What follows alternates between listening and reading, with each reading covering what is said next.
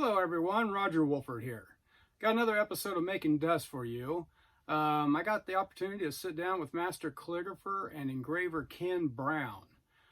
Ken has had a long career as a pen and ink calligrapher, and then later in his life he picked up the dental drill and trained himself to make calligraphy dust with it. Ken has developed a way to make money with the dental drill unlike any other dental drill artist I've ever met. So I think you guys are really going to like this interview. Let's get started. All right, so I have the opportunity here to sit down and talk calligraphy dust with Ken Brown. Some of you may know him, some of you may not. Ken is foremost a calligrapher, and then turning calligraphy later into engraving with a dental drill. Ken lives currently in McKinney, Texas, USA. That's right above Dallas, right, Ken? Correct. We're about 30 miles north of downtown Dallas. All right. And if you want to find him out there on the interwebs, you can find him at Facebook, Ken Brown, Instagram, Ken Brown Scribe, on YouTube, Ken Brown Calligraphy. I got a mistype there, don't I? Oh, Ken Brown Calligrapher, the R carried down. I see what's going on there. And then his website, kenbrowncalligraphy.com. Well, the actual calligraphy, or my website is just kenbrown.com. That's much simpler. I think we do have kenbrowncalligraphy.com, but don't use that as much as kenbrown.com. Okay. All right. So Ken, I put together this kind of this timeline going over your career as a calligrapher and a engraver. And first of all, it spans 42 years and counting here, right? That's in the neighborhood. Yeah, it's been a long time. So I see, you went full-time calligrapher back in 1972. Yep. And you're still very active today in 2020. So, and I'll just kind of briefly touch on the timeline here. So yeah, full-time calligrapher in 1972, and then you had the public television series teaching everyday people how to write in calligraphy with pen and ink. Right, and markers. Yep. And then you and your wife had a nice run doing calligraphy and making prints for home interior gifts. Yep. And then you had this dental drill come into your life, and you started doing calligraphy with the dental drill, engraving in glass and metal and woods. You got really active in the wine and fragrance engraving, and then you started teaching others how to engrave, and then now doing it online courses. So yeah, that's a very long stretch of calligraphy, and you've went various directions with it throughout the years.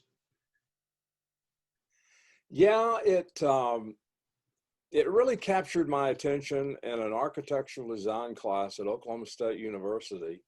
The old professor went to the blackboard. There were about 50 of us in the room, and each of us had a little square table and a high steel stool with no back on it. And he lectured for an hour about letter forms and the importance of good lettering and a variety of styles in the architectural world, buildings, signs, all through it. So the introduction to lettering really amounted to him going to the blackboard. He took a piece of chalk about so long, and he, up in front of this whole class of about 50 kids, he said, "This is a Roman letter. This is a cursive letter." And he went through an hour of lecturing on lettering. And at the end of the class, he told us all to go to the bookstore, get a bottle of ink, a pen stamp, and a pen, piece of paper, go letter something and I'll see you in the morning. Well, I did that and brought it in. I didn't go to bed that night. I spent most of the night on my hands and knees on a cold dormitory room floor. I did 3 drafts of just tinkering with the pen. I'd never had a pen in my hand and splattering ink here and there. And not too long before daybreak, I finally figured out what I was going to submit. So I did my assignment, showered, dressed, went to class, took it into the room, and one of the assistant professors, he was a student, architectural student, took it and tacked it upon the cork board.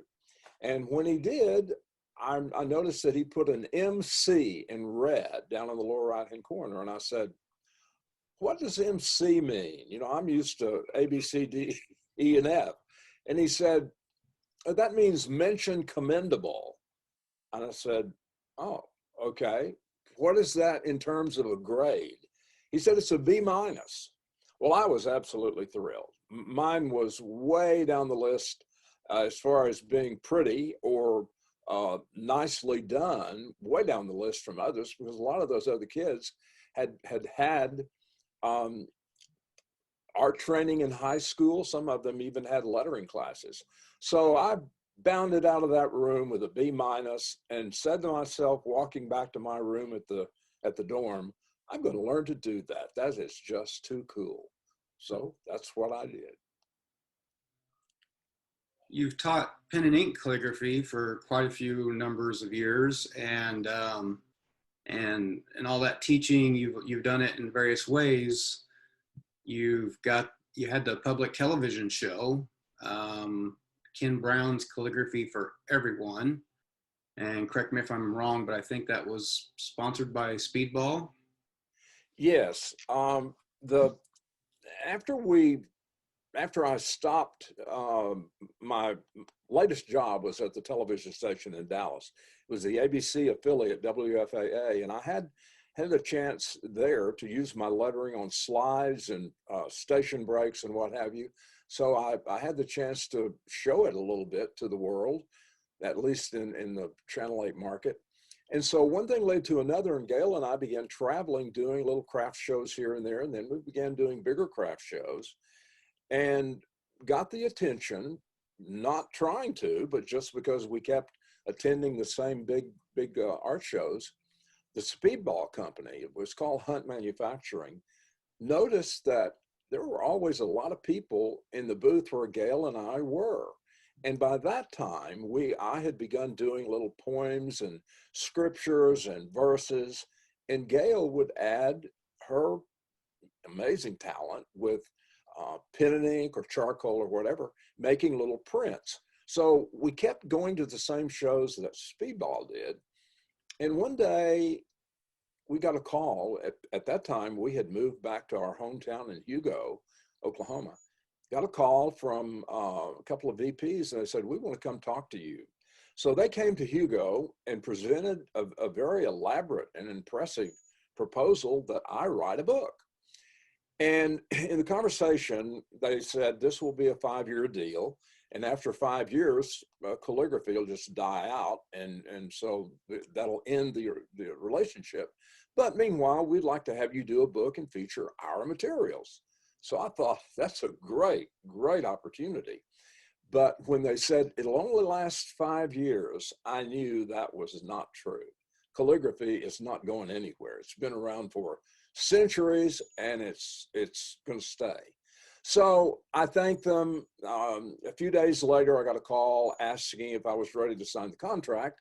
And I said, no, I've decided I'm not going to do it. Meanwhile, I had already started the book.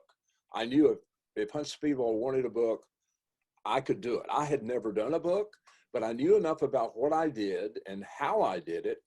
And I was pretty good with a black and white camera, and we had our own little dark room. I put together a book that they wanted, but I self-published it. Took it to a show in Houston in January of '77, presented them the book, and they absolutely fell all over themselves for it. It was a major milestone because they loved the book, exactly what they asked for, but it belonged to me, and I would self-publish it, and we would sell it, and they would resell it. So that became highly successful.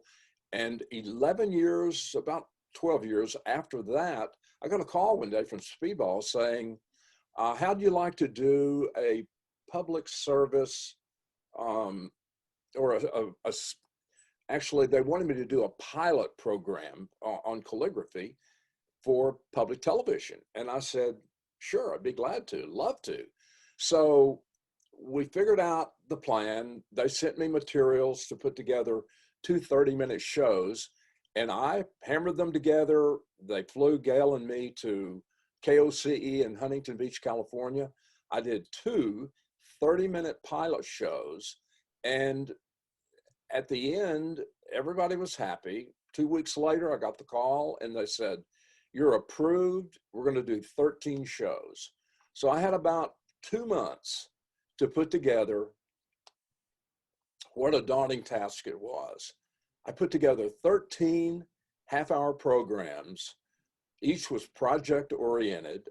I designed what the students, well, what the viewers would see and what they could do with a simple marker. So yes, Hunt Speedball funded the series.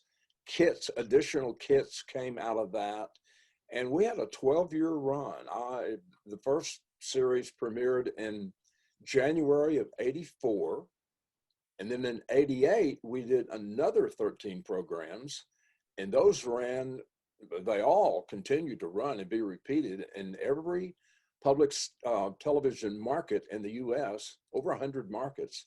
And they ran till 1996. So that was a great bit of promotion and exposure for me, and what I had put together from that meager little beginning in architectural design at Oklahoma State.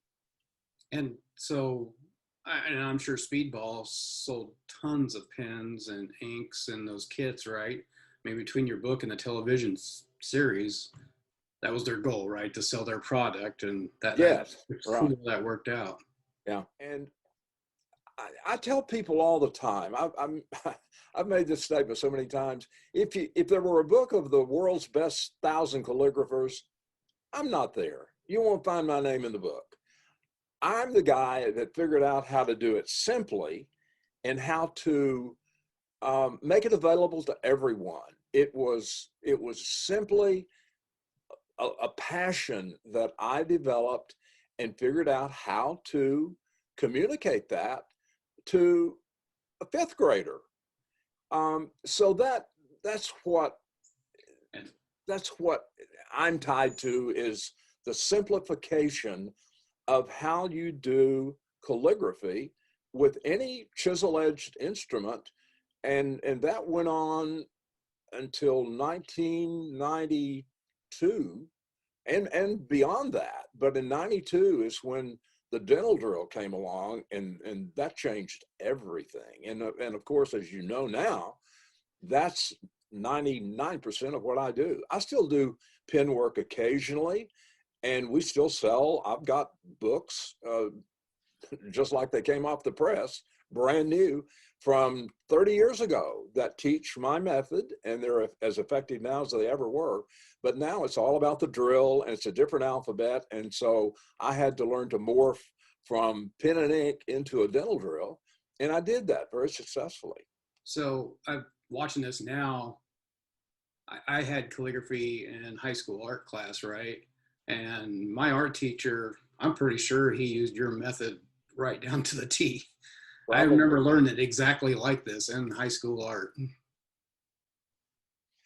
Now Well, a lot of schools did adopt the method, and when the kits became available through Hunt, and those happened after the series came on, because there was more awareness, more people were interested. They were asking, well, where can we get these 14 strokes? And the original book spawned all of that, because it was simple, it was easy, and that then prompted the kits, which then a lot of schools got, And so I'm not surprised. You very likely learned from my method from a teacher who probably got the materials and then shared it with his class. Well, I'm absolutely sure we were using Speedball. I remember that for sure. Yeah, So yeah, I'm sure he probably had the kits and the books and everything. yeah, more than likely. Huh. All right. So Ken, you've already mentioned your wife Gail. There's a couple pictures of you and Gail together. I'd like to talk a little bit about your guys's uh, project that you guys did together. So um, Gail was a watercolor artist, right? And you with your calligraphy, you guys formed all these prints with her art and then your poems and words and calligraphy together, and then sold those. And you had a really good run of selling these through home interior gifts, correct? Yeah, that began in '84, actually '83. Um, and that was before the television series, but we had been selling the books and all about calligraphy. And one day, a friend of ours said to me, he was at my studio in Hugo, Oklahoma, where we were at that time. And he said, "Hey, Ken, there's a company that I think would love to see what you and Gail do." And Gail had only been doing charcoal and pen and ink and extremely detailed, beautiful work, but it was all in either really black ink, charcoal. She didn't do any watercolor at all. So this company was Home Interiors and Gifts. And so I said, well, thanks for the tip. I'll look them up. So I checked in to see who I should see, and we got an appointment. And we took some of our work to the buyer at Home Interiors and Gifts in Dallas. So we took our suitcase full of samples that we had done, and most were parchment prints. They were not anything like what you see over there. The original things that we did were on parchment. Again, my poems, scriptures from the Bible, quotes that other people had written, famous quotes, and I would letter them, and then Gail would do her artwork, and then we would take them to the printer, and the printer would combine them. We didn't do that. We seldom ever, although we did a few times, we seldom ever did both our work on one piece of paper. She would do her artwork, her pen and ink, her charcoal, whatever she was doing. She'd do that on her artboard, on her paper.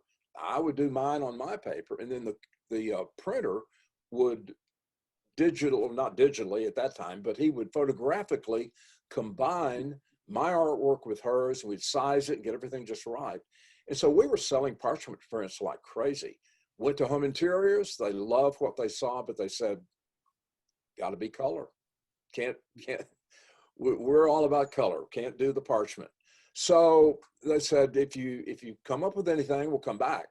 So Gail worked on a couple of things, and although this is not I'm going to show you a print here in a second. This is not the original first piece that we did, but we did the Dogwood Legend. She began tinkering with watercolor and found that she could do it very well. So she did some dogwood flowers, and I did the calligraphy, the legend of the dogwood tree. I didn't write the poem, but I did the lettering. We took the piece to the Home Interiors buyer, and he looked at it and said, this is great. This is absolutely wonderful. Now, this is a redo. We upgraded what we did originally, but this was, let's see if I can show it to you.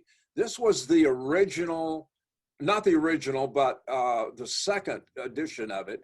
The first one looked very similar, but we upgraded the lettering a little bit and just dressed it up. So that came another couple of 3 years later after that first print. So after they bought that one, it was a great hit. We published the print. We had a commercial printer in Dallas we would coordinate the artwork with, take the art, the calligraphy, talk to them, and they would figure out with us how to arrange it, get it on one sheet of paper, and then get a proof. And then we would get a couple of proofs, take to Home Interiors, And they bought so many prints. It was just amazing. And they would frame them. The opening order, I'll never will forget the opening order on the original Dogwood Legend. This guy that we'd never seen before, that we had met, and he did say, got to have color. So the second trip, when we came back, he liked it, and he said, we talked about a price, and I didn't really know what to expect if they would buy it. But the opening order on that first Dogwood Legend was 100,000 prints. So we both had to clear our heads a little bit and think, okay, we'll get them done. When do you need them? So he gave us a shipping date when he needed them. We took it back to the printer and said, okay, we have an order. Let's do 100,000. So that went on for 23 years with home interiors. And the things that you see on the screen there are items that, just a few of the many, many, many items that we did. A couple of those did not go into home interiors. The other ones did. But it was just a godsend that they came into our lives, and we put out a lot of artwork, and they sold over the 22, 23 years, several million images framed that the salespeople, it was like a party plan, like Tupperware. The sales ladies would have a catalog, and they would go to a home party, show the pieces, take orders, sell them, and that's how we had them marketed. We didn't have to do anything but create the artwork and ship prints. So it was an amazing run. This was growing up. It was a big part of my life. I remember my mom and my sister both. They wasn't the sales ladies, but they would host parties at our house and at their houses, and same with some of my other grandparents and aunts and stuff. But I remember it was a big deal. All these people in the neighborhood come to our house, and they'd show the home interior catalogs, and people would order stuff. And I loved it because I got to eat all kinds of Chex Mix snacks and crock pot meals and stuff like that. So, and going through making this presentation, Ken, the ones I picked here, the reason I picked them, because I'm pretty sure either my mom or somebody in my family or one of my friends' parents or whatever had these hanging on their walls. I remember seeing these everywhere back in the late 80s and 90s. Yeah, I hear that so often. People tell us, yeah, I had, my grandmother had that above the piano when I was a kid. And I think I mentioned to you, we have really never, when home interiors went away, and I didn't tell this part of the story, in 2005, I think we sold our last items to them in 2004. And then in 2005, someone bought the company, some bigger company took home interiors. And at that time, I'd always heard that it was about a $500 million a year company based in Dallas. Some bigger company bought them, wanted to update it, make it more current. It wasn't broken, and they tried to fix it, and they killed it. It's gone. That's why there is no more home interiors. But we have lots of these prints. Every time we'd have a press run for home interiors, I would have 500 or 1,000, sometimes a couple of thousand prints run extra for us. So we have a warehouse full of these same prints that we'd love to find a publisher for. But meanwhile, we're just we're showing them, and occasionally someone will order one. We have about 10 of them on Etsy. And the most popular one, I don't think I have a copy. It's called the Touch of the Master's Hand, and it's a beautiful violin. Well, there it is, right there. Yeah. That one is like 19 by 25 inches, and it's on Etsy. And we get an order for one of those fairly often. And the continuing theme is, I saw that in a funeral home when I was a kid, or my grandmother had that when I was growing up, and it's the same thing, and I was so glad to find it. So that's the only exposure we have right now, but they're still out there. Well, let's go into how you're turning calligraphy into dust. So that leads us up to the dental drill. And today, you're primarily using the dental drill to do calligraphy on glass and metal and all kinds of stuff. So can you tell me how you got started there and how that came about, Ken? Yeah, you and I both know the dentist Lou Jensen, Sure. and that's where it began. But I had been sent to Pasadena, California in October of 93, 92, October 92. Hunt Speedball sent me there to teach at a great big art show called Tools of the Trade. It was in the Pasadena Convention Center, mammoth building filled with every kind of art imaginable. And there were classes. People could take classes, they could roam the hall and look at things. So I was there to promote the Ken Brown kits, the Ken Brown public television shows. All of that was to uh, get me exposed to a new audience and to teach a crash course in how you do the Ken Brown strokes, the method that I developed to put in the kits and the books and all that. So I have a class in the morning, class in the afternoon in 3 consecutive days. And each class was a couple of hours. And the Hunt and I provided them with a marker, a chisel marker, a simple little sheet of guidelines and the strokes. And in 2 hours, I could get people to making a few letters with telling them how to hold the pen in their hand, how to keep it at a 45-degree angle, the chisel point to the edge. And in the process of putting it all together and having it promoted, I had a full class every time, every one of the 3 days. Morning class, afternoon class, about 40 people in each group. Well, in one of those groups, I don't remember which one, after I had done my teaching for 2 hours, everybody got up and left and went on to the next class or go back to the convention hall or whatever.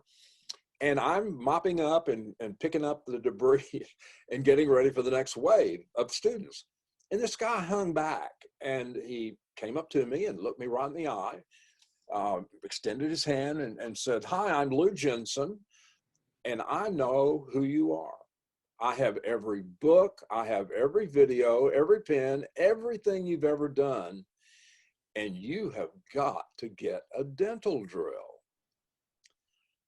Well, in the first place, I didn't have time to talk to him. And in the second place, I thought he was a nutcase because he looked at me and said, "You've got to get a dental drill." He didn't say why. He just said, "You've got to get a dental drill." And then he elaborated and said, "If you can translate what you know about making letters in a simple stroke method, and you could do it with a dental drill that's spinning at 300,000 RPM, you could put your work on crystal, you could put it on metal, on glass. Think of that. You wouldn't be restricted to paper anymore." So it didn't register. It did not register because I've been all about pen and ink and markers all this time. And I didn't brush him off, but I said, "Well, thank you. Maybe we can talk later." So he left. He didn't give me a card. I knew nothing other than, "Hi, I'm Lou Jensen." So I went ahead and taught the classes, packed up, went home. And before he left, he did say, "I'm going to be in your area in a couple of weeks. I'm going to be in Allen, Texas." Well, Allen, Texas is 6 miles from where I'm sitting right now. And he said, "I'm going to be in Allen, and I want you to come in, and I'm going to introduce you to the drill. I'm going to show you how it works." So I came back home and was busy. And one day I got a phone call. I said, "Hey, Ken, I'm in Allen. I want you to come down. I want to introduce you to the class, and I want to put the drill in your hand." So I said, "Okay, I'll do it. I'll do it." So we set a time and I showed up. So I come to this little strip center where he had sold a system. He had been out selling dental drills and compressors and regulators and hoses and all that stuff. after he had sold his dental practice, and that's the part I didn't mention a while ago, but he told me at the convention center that he had been a dentist in a previous life and had found that the dental drill is a pretty cool tool to carve, to do a lot of creative work with on a lot of different mediums and surfaces. And he said, when we do things, when I teach people and when I do things and it comes a time to add a name or a date or a scripture or something, we hit the wall. We screw up a good piece of artwork that we did with the drill because we don't know how to do lettering. So I showed up in the class. He introduced me. There were a couple of people there that knew me from public television. So he sat me down, put the drill in my hand and said, here, and handed me a little mirror. Said, write your name on it. So I took the mirror and he handed me the drill and somebody hit the power switch and gave it air. And so I wrote my name on this little mirror and it was kind of cool. I'd never etched my signature in a piece of glass, but it didn't register because it's not what I do. I sign my name every day. Everybody does, but it didn't compute to me how I would use the drill in the way that he was talking about. So I sat there for 30, 40 minutes and he showed me what the class was doing. And a lot of it was tracing images that he had printed on little Mylar sheets. He would take an artwork and run it through the printer with 8 by 10, 8.5 by 11 sheets of Mylar and print the image on the sheet, cut it in little pieces, and then show people how you could take that, peel the back off the Mylar, stick it on a mirror or a piece of wood or a piece of glass or whatever, and then take that dental drill and trace over the lines. And so that's what he was doing in this class. He was showing people who had bought a drill from him somewhere along the line, at a trade show, at a fair, over the phone. There was no internet then. But he had managed to sell systems. So he said, we're having a class and everybody gathered in Allen. I came, talked to the class, told them what I did. And in half an hour, I left. He said, Ken, I'm going to call you. We'll talk later. So for the next 2.5 months, for that would have been early November, not 2.5 months, from November till middle of December, 6 weeks. Every week or more often, he would call me. Hey, Ken, what do you think about the drill? You got to get that system. You got to buy this system. It'll change your life. And that's what he kept saying. He used that phrase at the convention center. He said, it'll change your life. None of that got through to me. So in all those conversations, it was basically the same. Ken, you got to get the system. You'll learn how to do it. You'll figure it out. You will figure it out. Lou, I'm busy. I do what I do. I don't thank you, but I really appreciate your interest, but no. So no phone calls came for another several days. And I didn't even think about it. So I'm at home around the 22nd, 23rd of December of 92, not too long after I had met him. And the doorbell rang. So I went to the door and opened it. And here's a UPS guy with a big box. He said, sign here. So I signed for it, closed the door, went back in the living room and opened it up. And you know what was there. Yeah. He had sent the whole $3,000 system is what his price was at the time. There was no video on how to set it up. There was no Merry Christmas, no, hey, Ken, you finally won. That was not my goal at all. I never intended to win. I never intended to get the system. I didn't understand. So here it is, sitting in the middle of the living room floor. I thought, okay, this guy must know something that I don't know. So I carefully took it all apart, opened it up, figured out how to put it together, plugged it in. And there was a piece of Mylar. No, there was no image on it, but there's a piece of Mylar in the case. And so I opened it up, took that piece of Mylar, and wrote my name. In fact, here is basically what I did.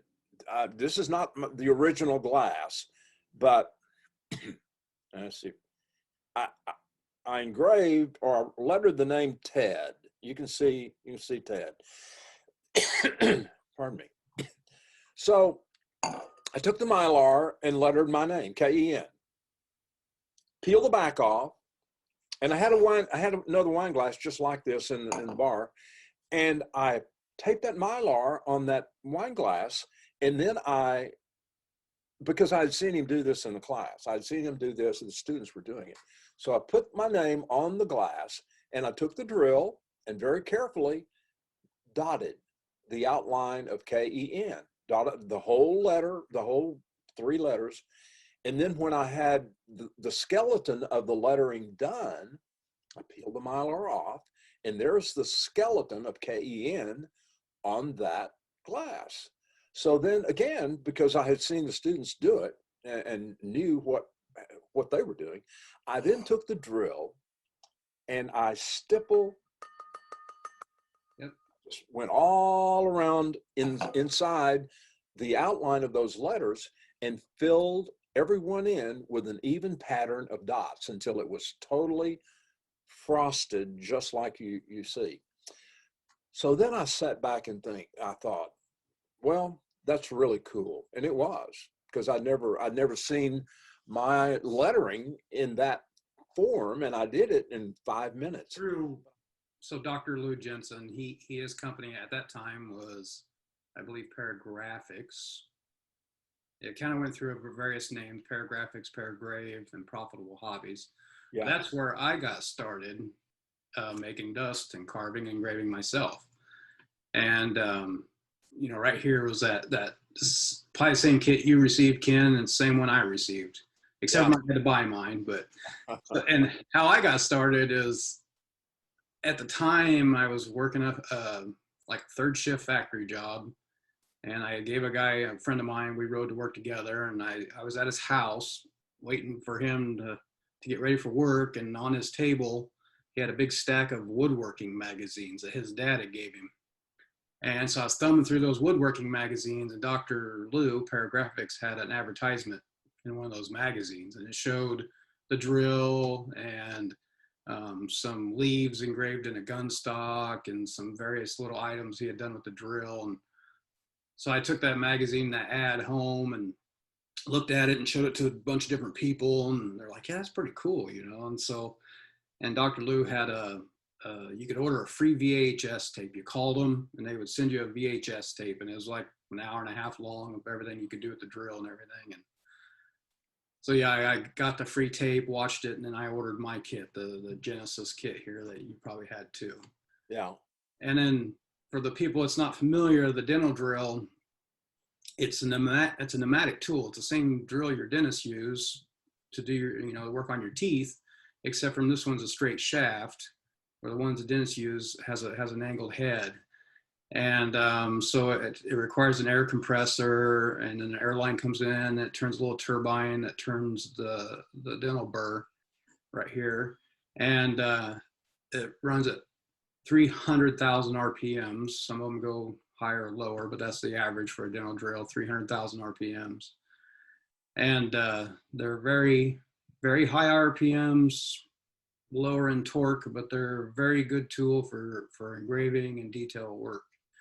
And you had mentioned the Mylar film too, and just to elaborate a little bit on that, if people is not familiar with the Mylar film, basically what it is, it was 8.5, 11 sheets of Scotch tape, basically, that was on a carrier.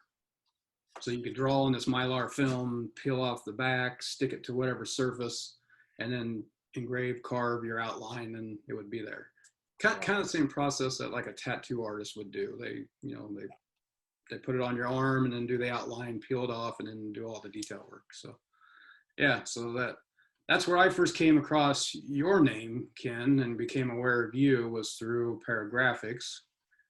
And so then that's when I started following you. And that was a long time ago. That was probably about 94 for me when I got my first kit. Yeah. So since then, you're now using the Presto drill, It's a little different than the original one that Perry Graphics was selling. And you've used this drill for quite some time, haven't you, Ken? Yeah, I used the drill that came with the system that Lou gave me, and it the original one had to be, you had to feed oil to it. You had a regulator that air and oil came into the same hose. And it was kind of messy and it very time consuming to deal with. And so I discovered this Presto drill around 95 or 6, somewhere along in there. And I began using it and I loved it. And so that I've been using it since almost the beginning. It's a great handpiece. Yeah, so the Presto, yeah, or I'm sorry, Dr. Lou's original drill here, it had an oil drip, and Yeah. why it was a good tool, long lasting. The oil was a bit messy. Another thing too that I've noticed for what you do, Ken, it's like when you're making your lettering, you got to have free flow and the whips of the hand and all that stuff. And with the Presto, the air tube is centered in the back of the tool, where these old ones, it kind of came off to one side. And I've tried to do your style of calligraphy or script with these older style dental drills, and that tube would interfere with the back of my hand. Did you Yeah. find that same problem too? I don't remember the tube getting in the way. I just didn't like the oil. I did a lot of stuff with the original one for sure. I mean, that's what I had for 4 or 5 years. I still have mine. I don't use it as much as I used to, but I still have it and it's still running. Yeah, yeah, I have my originals too. I think I went through the Shofu, and I think there were a couple of versions of it. I've got 5 or 6 old ones in the drawer that when I would discover something, I would try to see if it was any better than what I was currently using. But the Presto has been my main tool for way over 25 years. And then you're engraving in metal and glass and whatever, but you primarily just use carbide round dental burrs, correct? Right.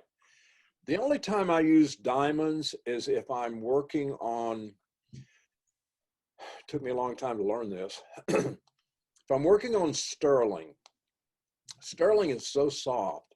I, I had a really bad experience not too many months ago.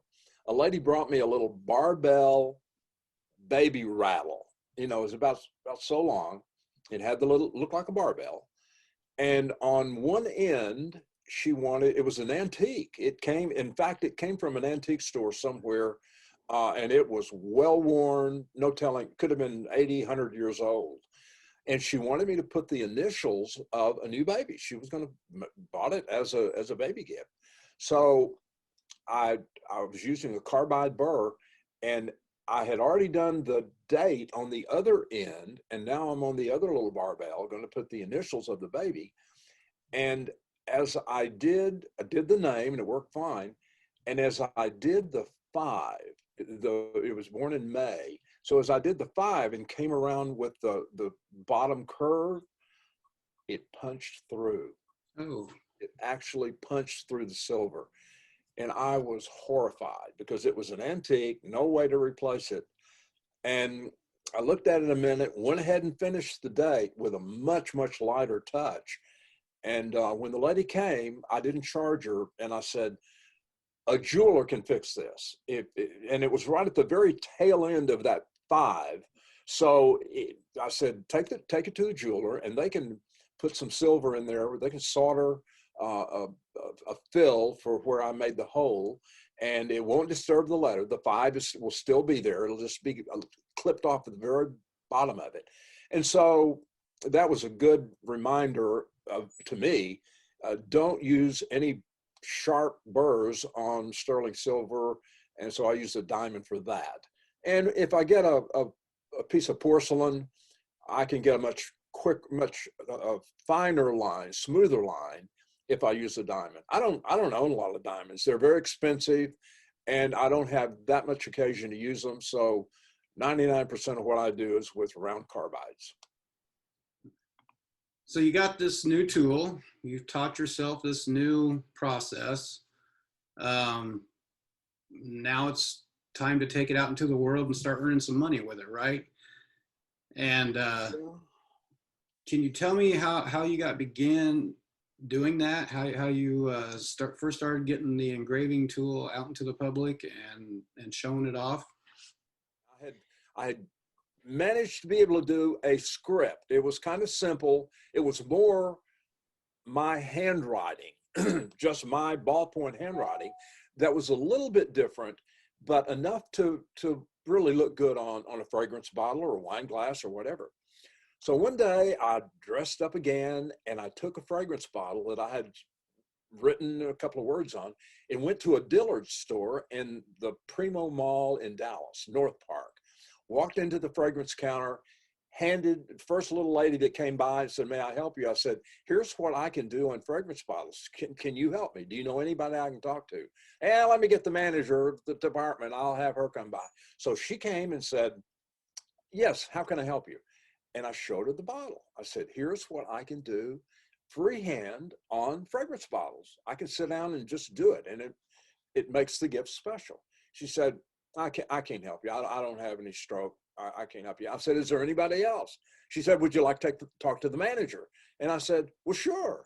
So here comes the manager in a couple of minutes. So I went through the same thing with him and I said, "Here's what I can do. I would like to know who I talk to get into the fragrance business in department stores. I want to do an event right here with you guys."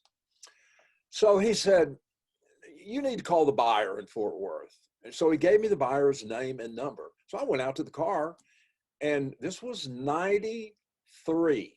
This was 11 months after I got the drill. And I'd gotten to the point where I could do that well with it. Had a cell phone, big box under the seat, hardwired phone going to the dash. So I went out and picked up my phone and dialed the number of the buyer in Fort Worth. She answered and I said, "Hi, I'm Ken Brown. I'm a calligrapher and I can do beautiful work on fragrance bottles." And the first words out of her mouth were, "How'd you get my name?" And I said, "Well, I went to the Dillard store in North Park and I talked to the manager and he gave me your name, said you might be able." "Oh, okay. Well, yeah, how can I help you?" Her name was Allison. I'll never forget it. I said, "Allison, here's what I do." She couldn't see. This was all verbal. I can write right into the glass on fragrance bottles, and it's beautiful, and the ladies will love it because it gives an extra dimension to the gift. So she said, I can't help you, but I'll give you an account executive's name. In fact, I'll give you 2 or 3. So she reeled off real quickly the names of 3 account executives who called on her to buy fragrances for the chain. She was a big dog in the world.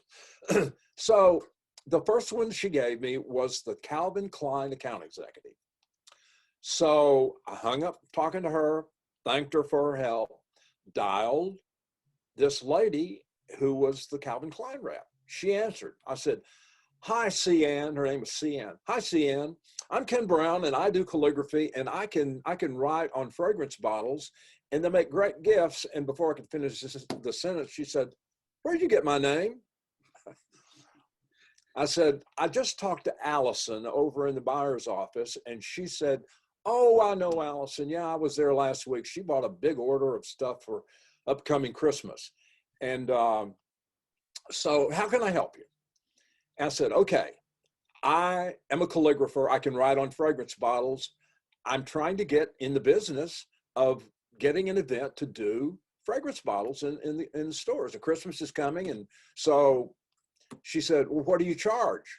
And I thought, oh, I didn't think about that.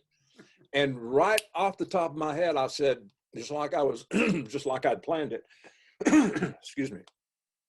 I said, "Oh, it's $75 an hour for a 4-hour minimum." She said, "That's great. That's great. Okay, I'll take a chance on you. Here's what you do. Send me a bill for $300. I want you to go to the store in Arlington. It's the Dillards. I'll tell them you're coming and I want you to do what you do and I'll send you a check." So we hung up and I thought, holy mackerel, here I am. I've got a gig. So I showed up at the event, and she said in the conversation, she said, now this is going to be a busy day, and I'm glad you called. It's Black Friday. I didn't know what Black Friday was, had no clue, did not know what Black Friday was. So I showed up on Black Friday, the day after Thanksgiving, 1993. The Dillard's fragrance department in Arlington, Texas, knew I was coming, but they had no clue. They didn't have a table. They didn't have anything. I said, once I got there, I said, okay, I need a table, need power.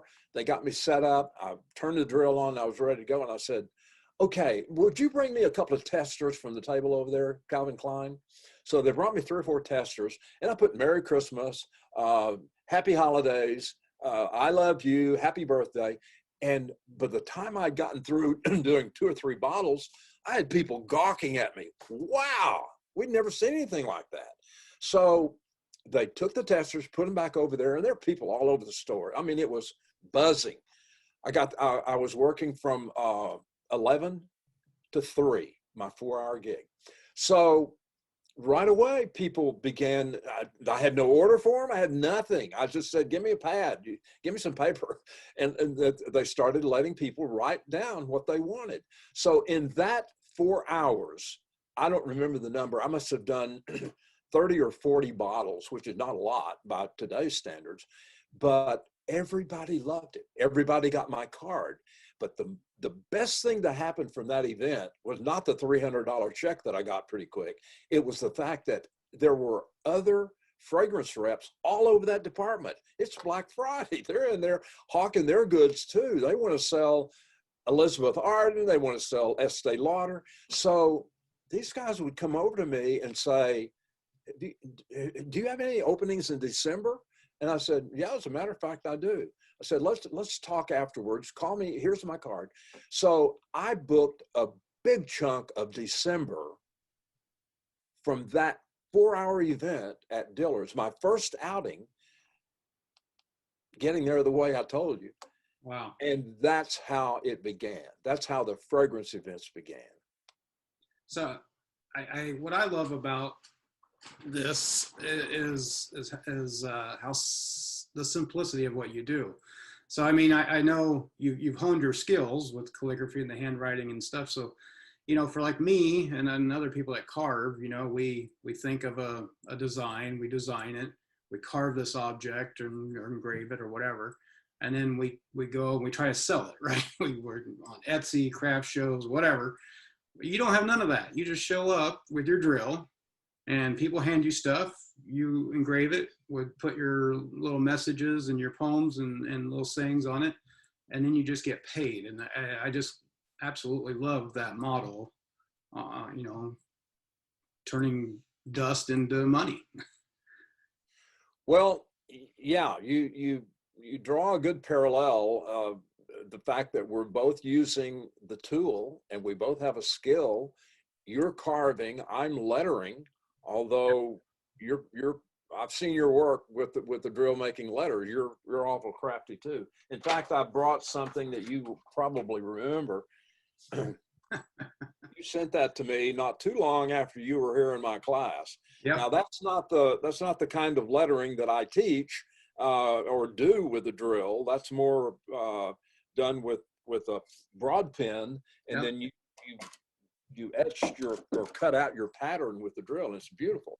But the parallel really is only that we use the same tool.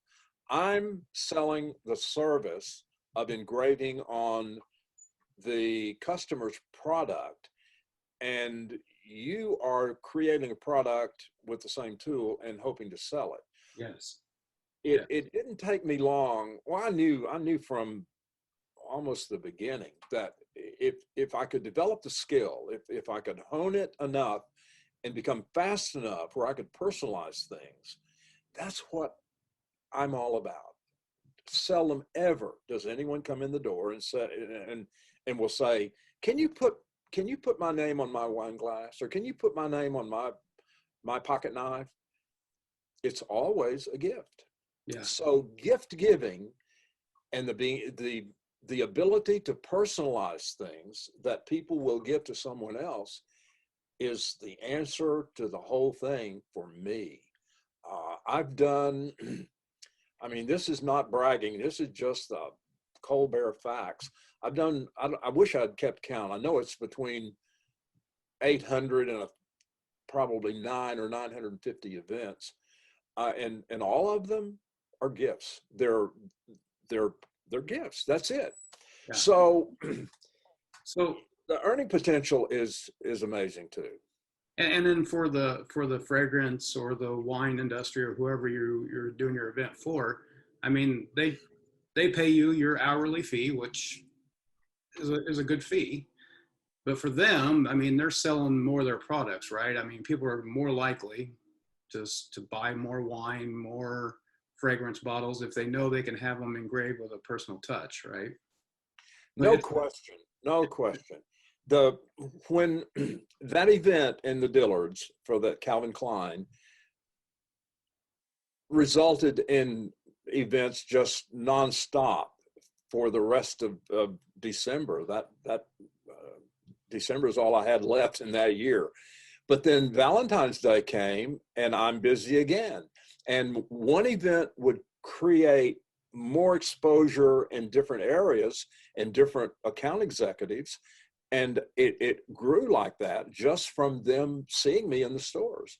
So yes, it's all about being able to sit down and have the confidence and the experience to be able to get a fragrance bottle in your hand and say, "Merry Christmas, Mom, I love you," and do it in 2 minutes.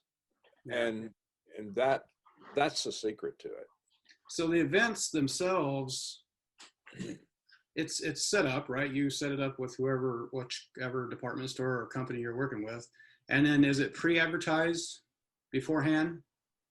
Is that on you or is that on the No, that's on the store. Of course, I haven't done fragrance events now since about '05, and from 93 when I did that first Calvin Klein event until '05, I did countless. I mean, the half those events that I've done, probably half, were fragrance events, and everyone would lead to more.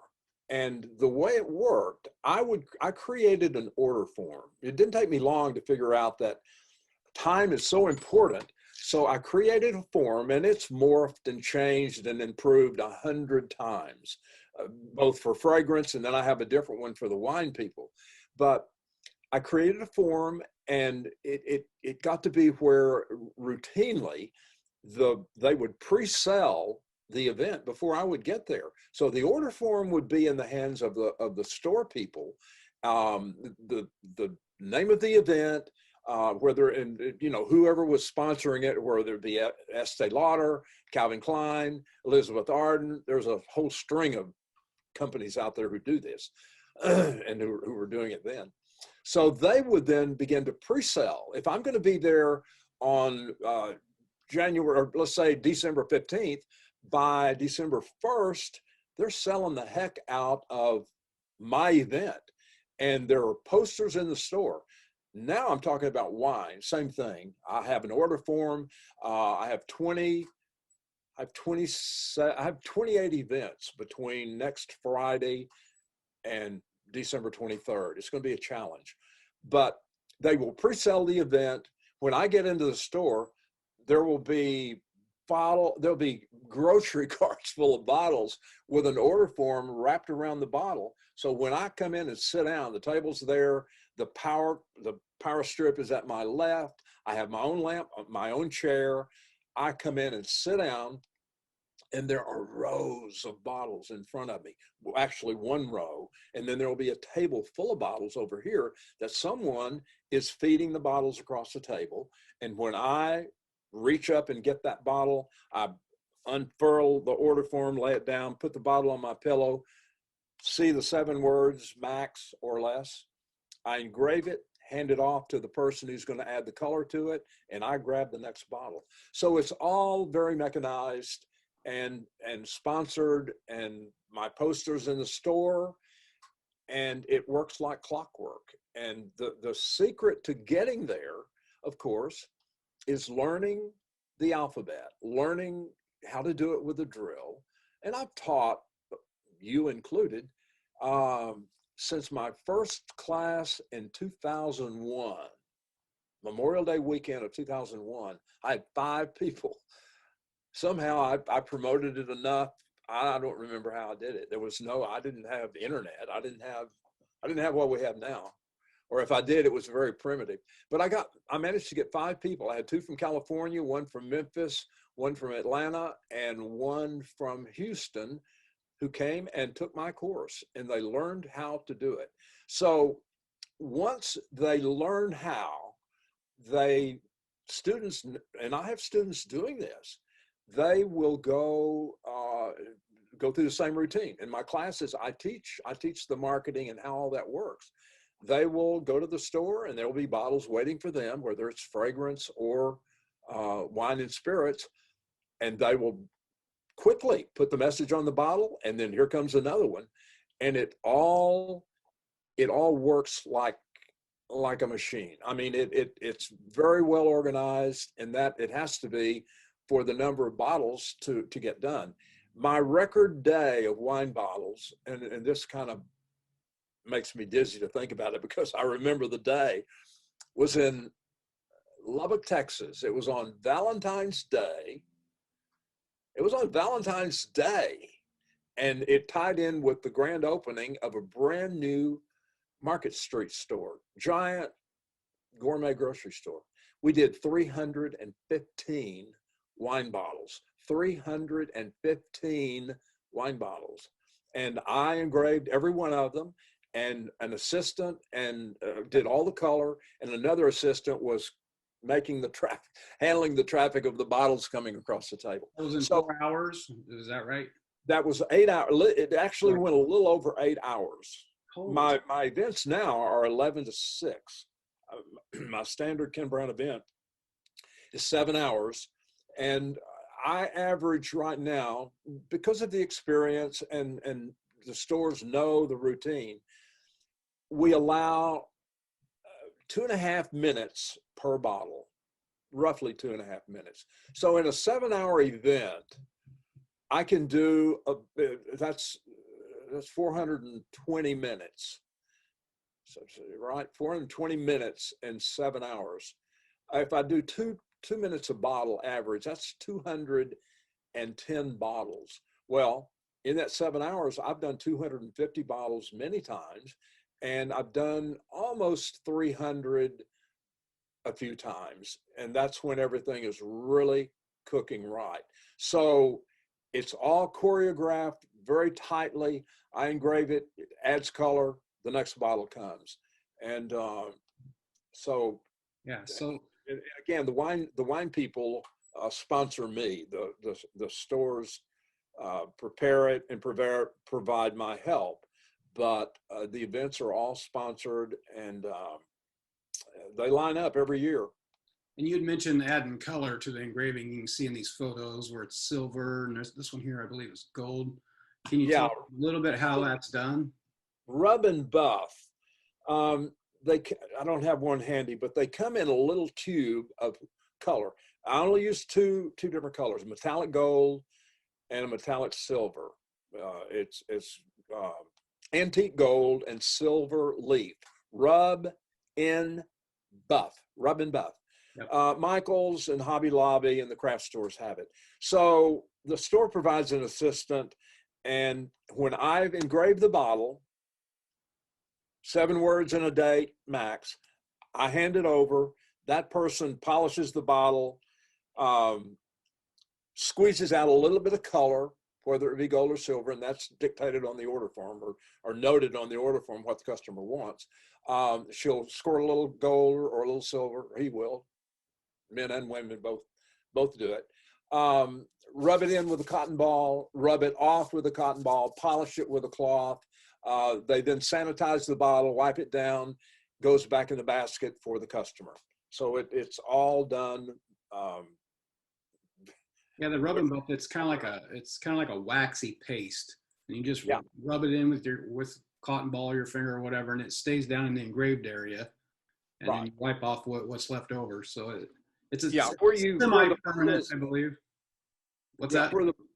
where the bottle has been etched with the drill, you rub that color all over it, just all through wherever you've etched the bottle, and then wipe it off with a fresh cotton ball, and the color sticks to where the engraving was, and it rubs off the smooth. Is that something you came up with, or do you learn that from Dr. Lou?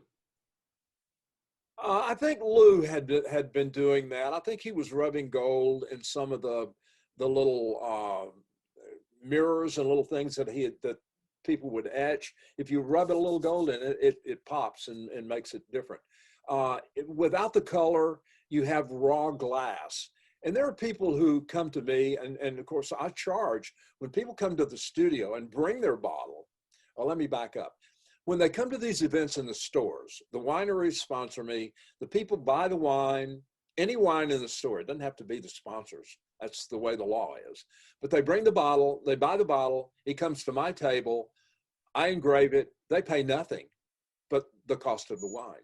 When people come here to my studio, when they can't wait for the next event, or there's not an event in a while, and they need a gift for a wedding this week or this weekend or whenever, then they have to come and pay me to do it. So I charge for the engraving, I charge for adding the color, and they walk out with a great gift. Slide here, Ken.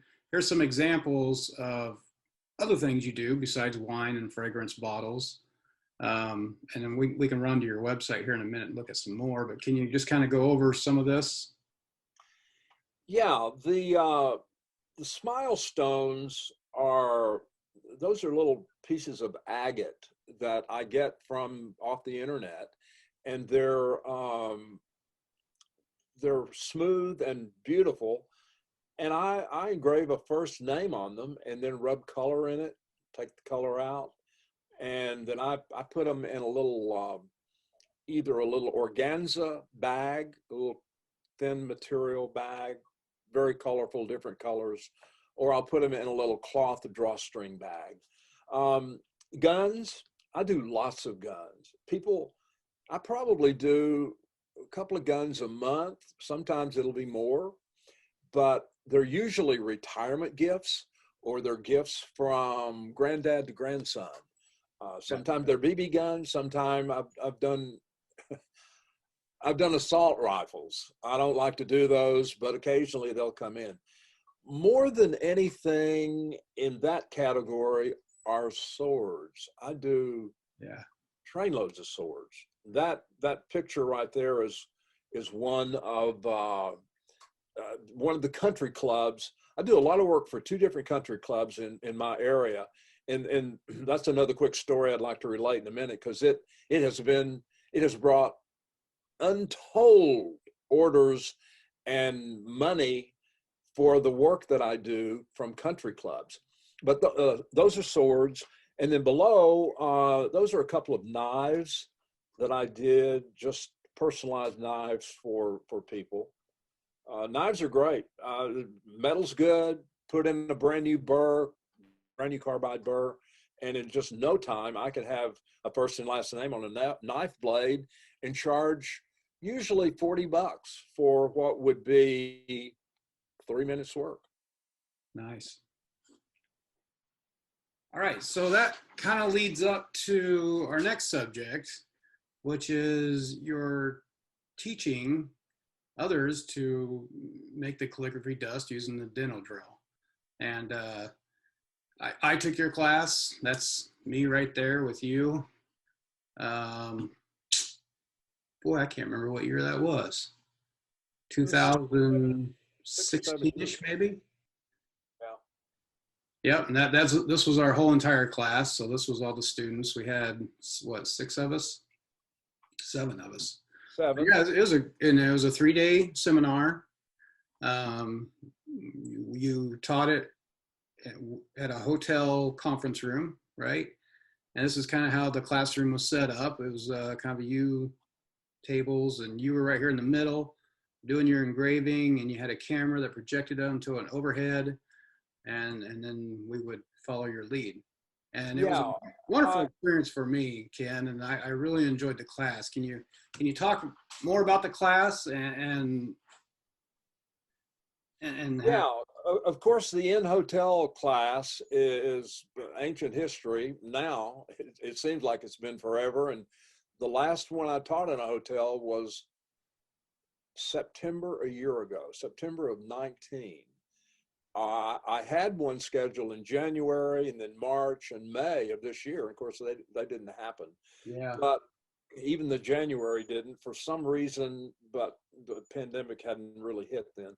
But the way the hotel worked for 20 years, um, people would often call me that I would have the schedule of the next class published on my internet, on my website, and they would see that, or they would see me in the stores. I've had a good number of students come from customers in Market Street and others from various places. You knew me through the internet and through Dr. Lou.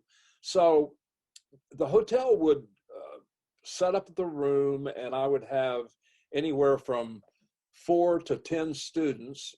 Looks like there were 7 in your class.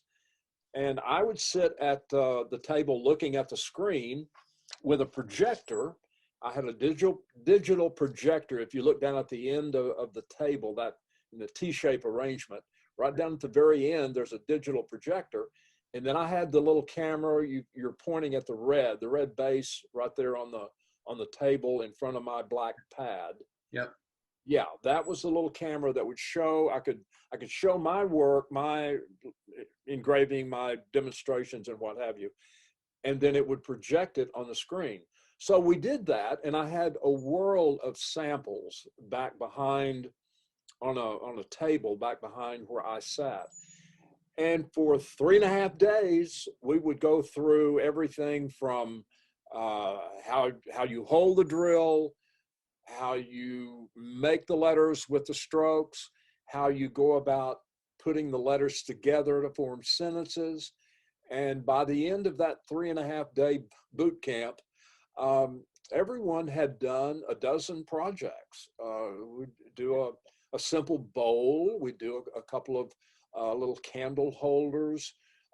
We did a knife, a couple of different knives, a plate, wine glasses, wine bottles, covered as many different dimensions and surfaces as we could, even a little simple wood item, just to get the feel of how the wood worked. And it worked. I've turned out 553 students, I believe.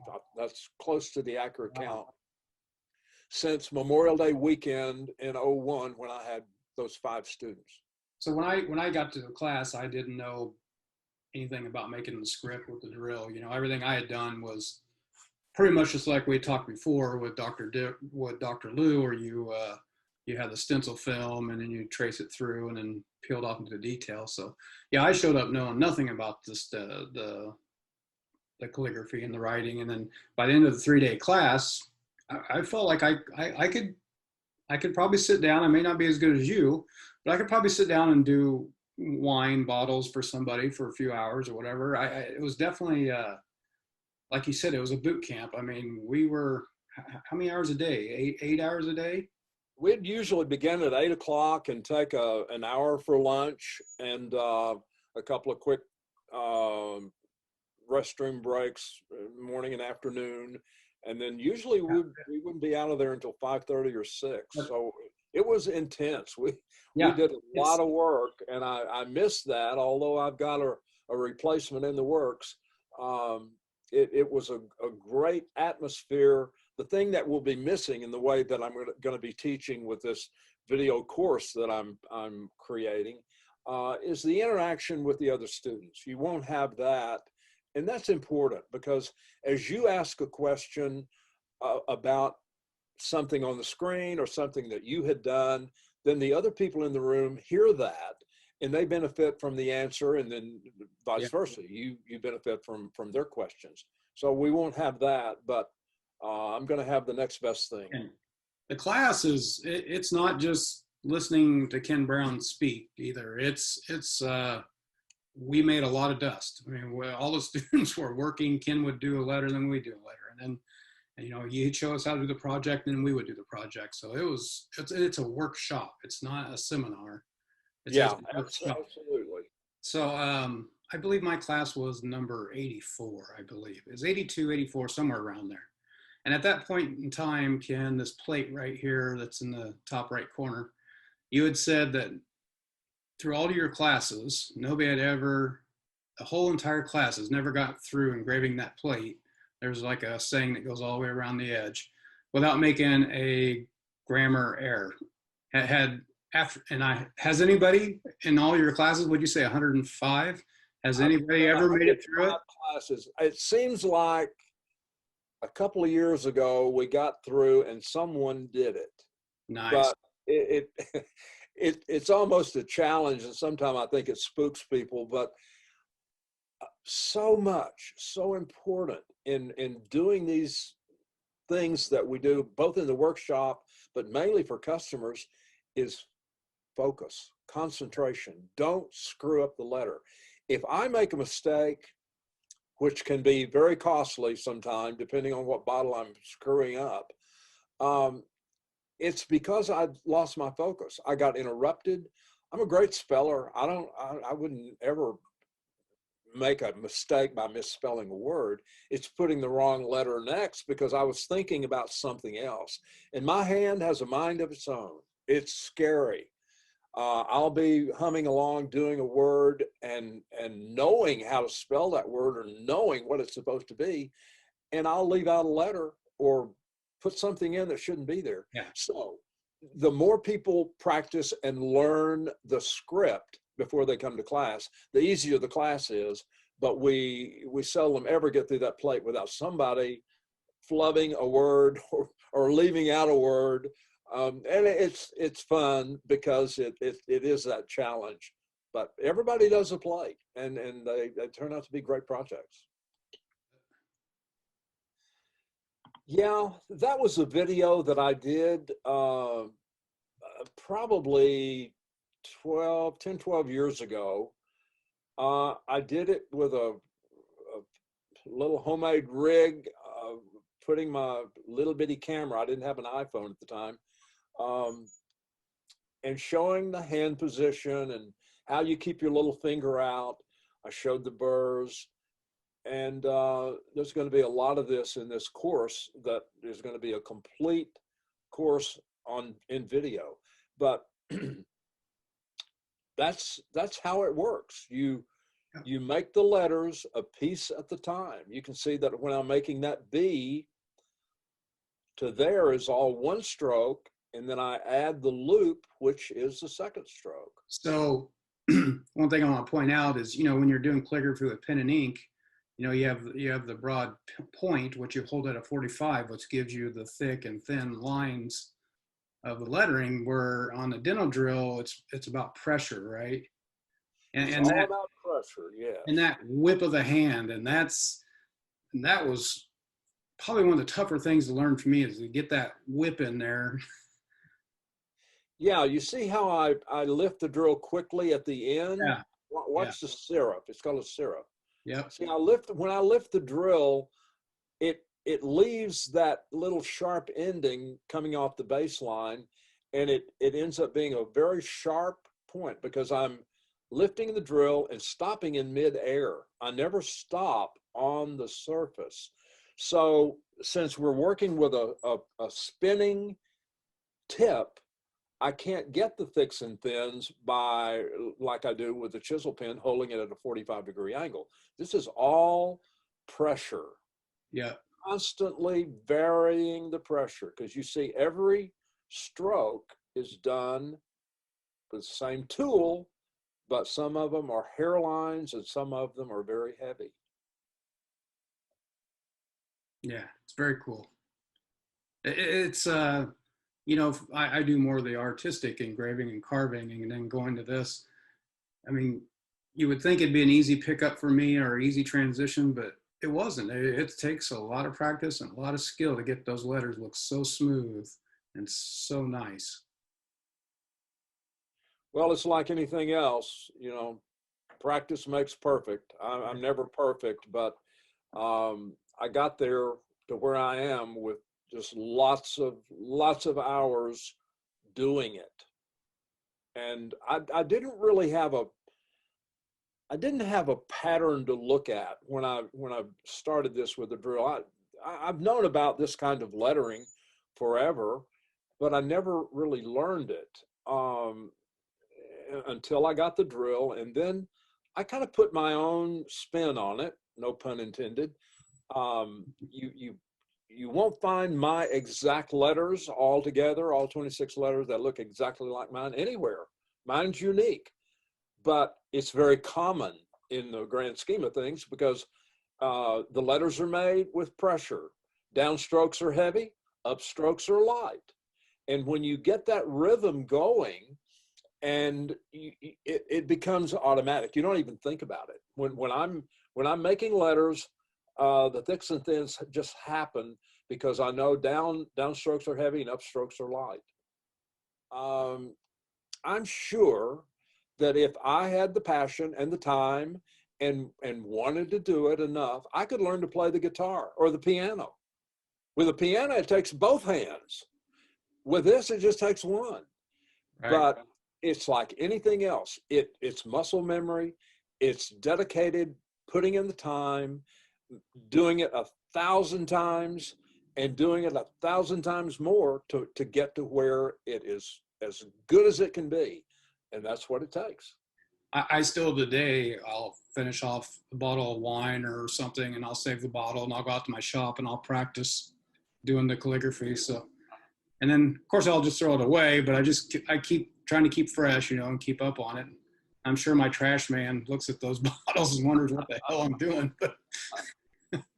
Well, everybody appreciates the end result. And if I had all the people who could afford the time and the money to come to this, to take my class, the video course now, and hopefully this will all pass and we'll be able to do it in the hotels again for those who would rather do it that way.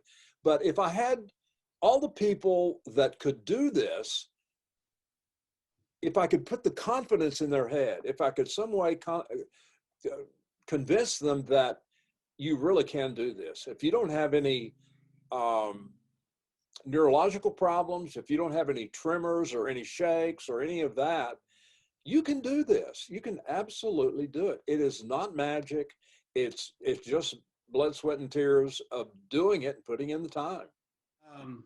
You talked about COVID and how it's kind of put a halt on the in-person classes. And so that's kind of the virtual things kind of coming for all over the world, really, doing more things virtual. Can you tell how it's affecting you and your classes? Well, it's had a great effect because I haven't had an in-hotel class now in what, 15 months. So yeah, it has made a big difference. The way the online thing came, and you probably have heard me or seen what I've written about. One day I had a phone call. This lady called and said, Ken, I want to take your class. And I said, great. This was in January of 19. I said, great. Which month you want to come to? I've got a March and a May. She said, no, I can't come to Texas. I said, why not? Where are you? She says, I'm in Lagos, Nigeria. So I said, no, I guess you can't come to Texas, can you? So she said, can you teach me online? I said, well, I don't know. I've never done that, but if we can connect, and I knew of Zoom even then, although I hadn't ever utilized it. I said, let me see what I can figure out, and we'll see what happens. So we made a connection. I got a Zoom account and dialed her up, and I said, okay, Ethel, let's do this.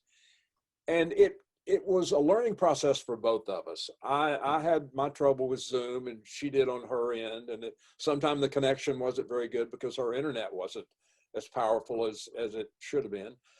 She didn't have a camera. She had a webcam on her little laptop, but she'd have to hold her project up, and I could never see it very well. It was a struggle, but bottom line is she learned. She learned through what we couldn't do, what we couldn't communicate and accomplish on Zoom, we would do via email. And so I would say, all right, let her something and email it to me. And I could get that in no time. So I would look at it and critique it and send it back. And we could talk on the phone. We talked on the phone many, many times, long conversations. And so we could communicate that way. And when we were on Zoom together, the only way I could see her work, and she didn't have it early on, was the hover cam. And you see that on the screen over there on the left. The hover cam is a godsend. That is such an incredible tool. So now when I'm teaching online, and this video course is going to be a bit different than meeting once a week. I still don't have all the details worked out exactly, but it's going to be a video course where you get the video when you buy the course, and then you're really on your own. You won't have me in the room, you won't have students in the room, but we will communicate via Zoom or whatever. And the increments between times, I'm not sure of it at this point. But when we do talk, so far I've required my students have a hover cam so that they can share their screen of their work and their face just like you and I are, or they can share the hover cam. And then when their work is under the camera, which is highly adjustable, it makes it just like I'm standing over her shoulder, his shoulder, and vice versa. When I'm doing my work under my hover cam right here on my table, it's like they're looking over my shoulder. So that is the future, at least for the time being, and for unknown how long it'll be.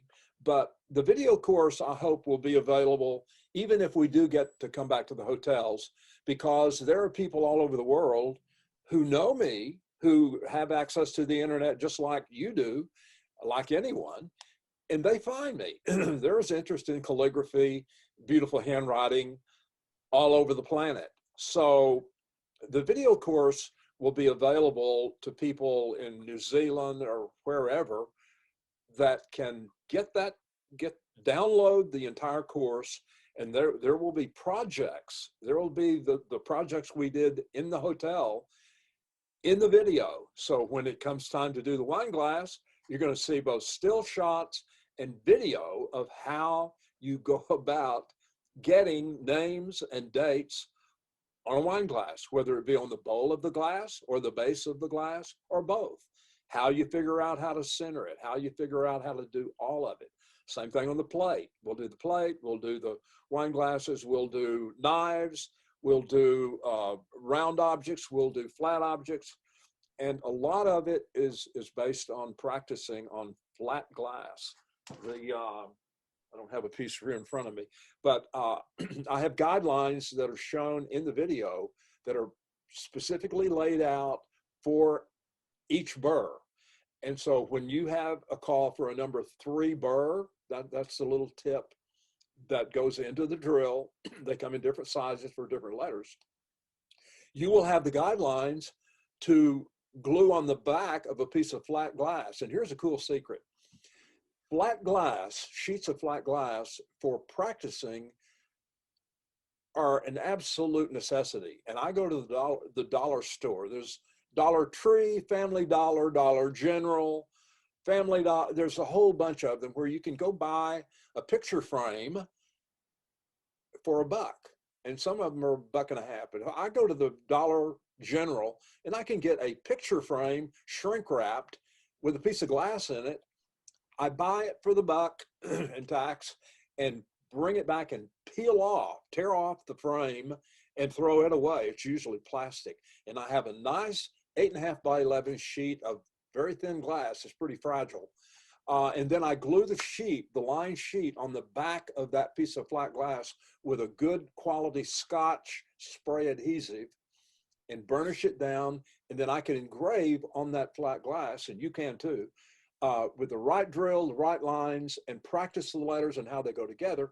And then you can take that knowledge and that experience that you've learned on the flat glass to the wine glass. Or if you're doing a wine glass and you want to practice to make sure you can get Bill and Shirley on the base and make it fit, you do it on the flat glass. You take that measurement, you go to the real thing.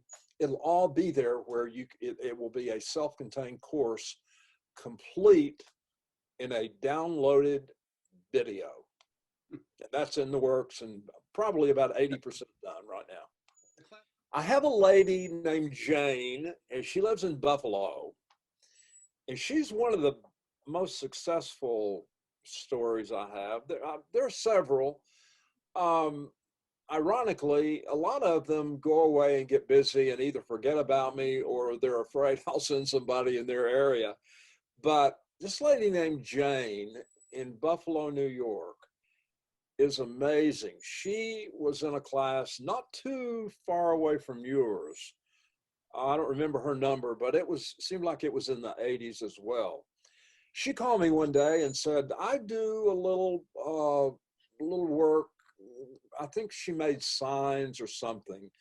And she said, I've really studied what you do and I want to come and learn. So she came, and a girl was in her same class who came from New Jersey. And this girl's name was Noreen. Noreen called and said, hey, Ken, I've been following you, and I'm a hairdresser, and I think I could do what you do. I'm pretty good with my hands. I'm pretty crafty with scissors. And so I want to come take your class. So we signed her up, and I didn't, neither of them knew each other, and I didn't know they were going to be in the same class until she signed up. And it turned out that they both were here. So Jane, well, let me back up. Before Jane, this was in the late 90s and early 2000s. I connected with Estee Lauder, or they connected with me after having done so many events with their product in department stores. And they called me one day and said, can you come to New York and do an event? And I said, sure. So it seemed like it was right after late 2001. And I went up and did 2 weeks in New York. I did Macy's, I did Bloomingdale's, and Saks Fifth Avenue the first week. And the second week, I was all over Long Island doing Bloomingdale's. So that was so successful that they sent me to Canada. They sent me multiple times to Toronto, Montreal, Edmonton, and Vancouver. Big chain called Holt, H-O-L-T, Renfrew, R-E-N-F-R-E-W. So I would go to those stores and do Estee Lauder events, compacts, the metal compacts with a powder puff in the mirror, and fragrance bottles. So I did those stores multiple times, did thousands of bottles, and it was great fun. So Jane came and took the course then several years after that, and my Estee Lauder connection went away. The wine business came in and grabbed all my dates. So Jane, I talked to her just the other day. Jane is now sitting in my chair at all the Holt Renfrew stores in Canada, Montreal, Toronto, Edmonton, and Vancouver. And she's doing great. She said she's making great fees and doing wonderful.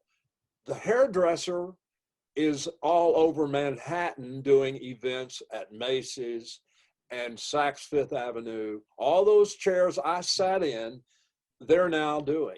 So that's as good a testament as any for what people have done who keep their nose to the wheel and come and learn what I teach, and then they go out and apply what they learned here as far as the marketing part, as far as how you treat the stores and how you expect the stores to treat you based on supplying the equipment and help and all that. So those are two primary students that come to mind. There are many others. I have an attorney that came from Dallas whose hourly rate for engraving is more than mine. He charges $200 an hour. If he gets hired at an event, it's $200 an hour. And he's good. He's really good. He had been doing calligraphy before he came to me. So he had that basis, that experience, and he learned quicker. Learning calligraphy, knowing calligraphy is good. If you don't have it, if you don't know it, no sweat. It's not a hindrance. But there are a lot of success stories out there. Many I don't even know about because I lose track of them. Sure. That many students, I understand. Wrapping it up, do you have any funny or odd stories related to all your years of engraving and calligraphy you'd like to share? I've got a couple, and I'm going to tell you one that'll take a little bit more time, and it's my favorite. And I have it on video. I'll have to. I think I'll put that as a part of my video course because it was a most memorable experience. I was in New York doing Macy's on Herald Square.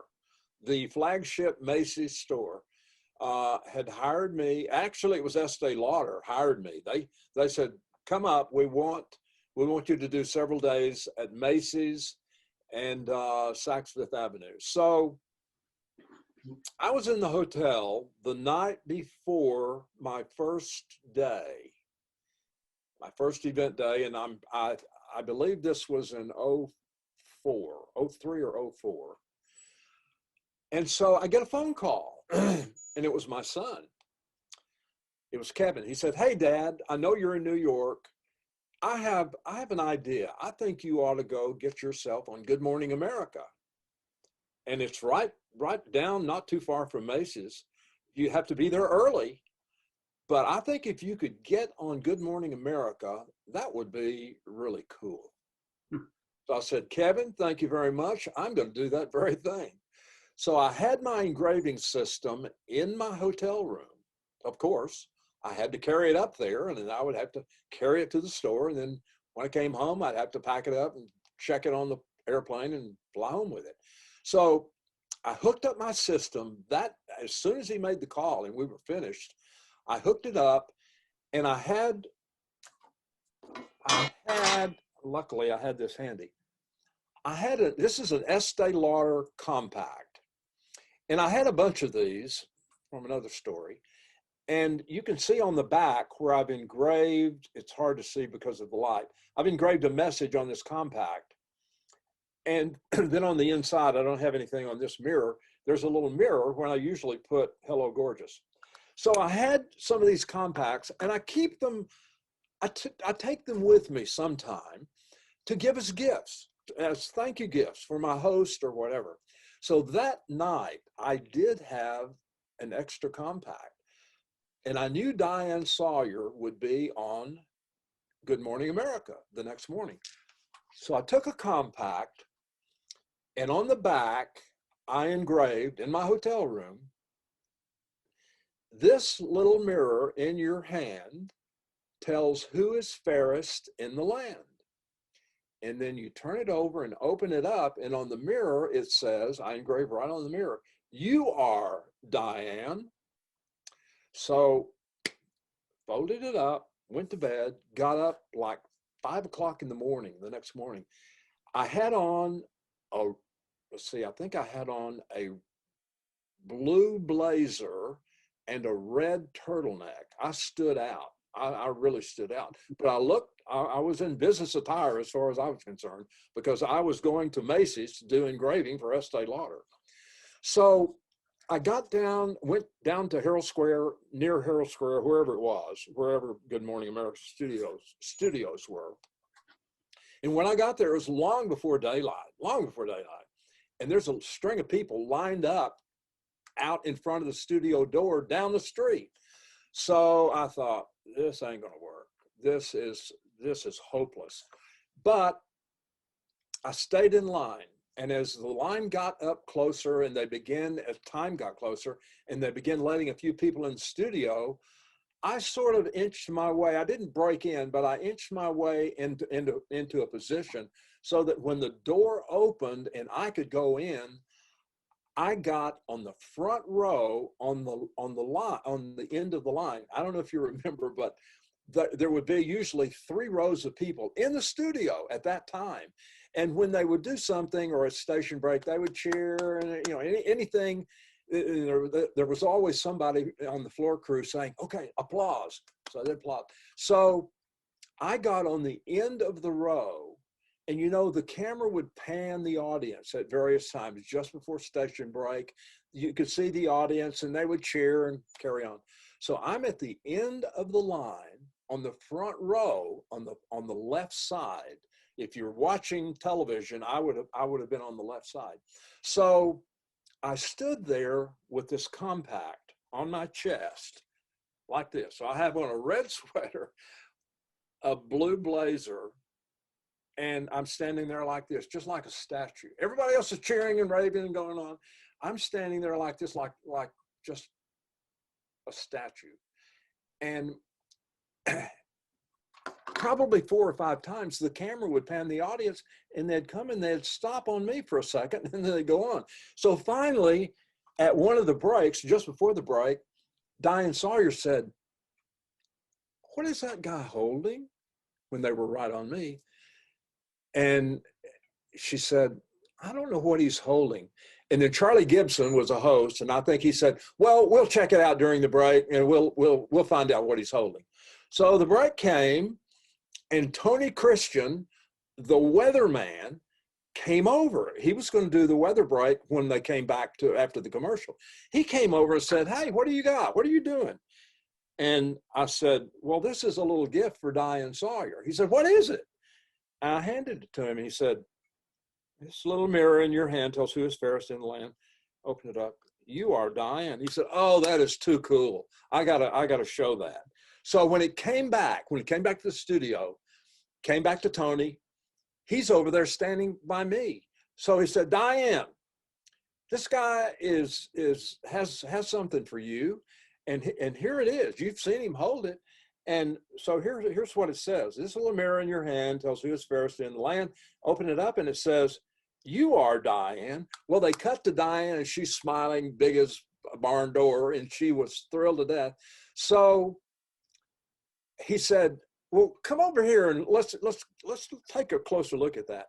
So I went over and stood in front of the camera, and he said, "Well, why are you in New York? What are you doing here with this compact?" And I said, "Well, I'm Ken Brown, and I'm a professional engraver, and I'm going to be at Macy's, not far from here, this afternoon and this evening, engraving Estee Lauder compacts." And before I could get all of that out of my mouth, although I got most of it out, he said, "Excuse me, Mr. Brown, why don't you go right over there in the corner, and they'll collect $60,000 for that free commercial."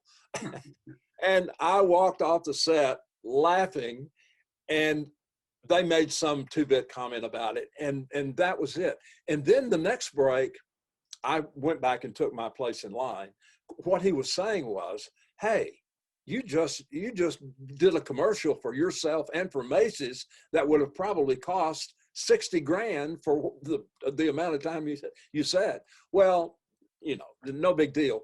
So at the next break, Diane came down on the set and walked right over to me, and I gave her the compact, and she thanked me profusely and loved it. And so the bottom line there was, I got noticed.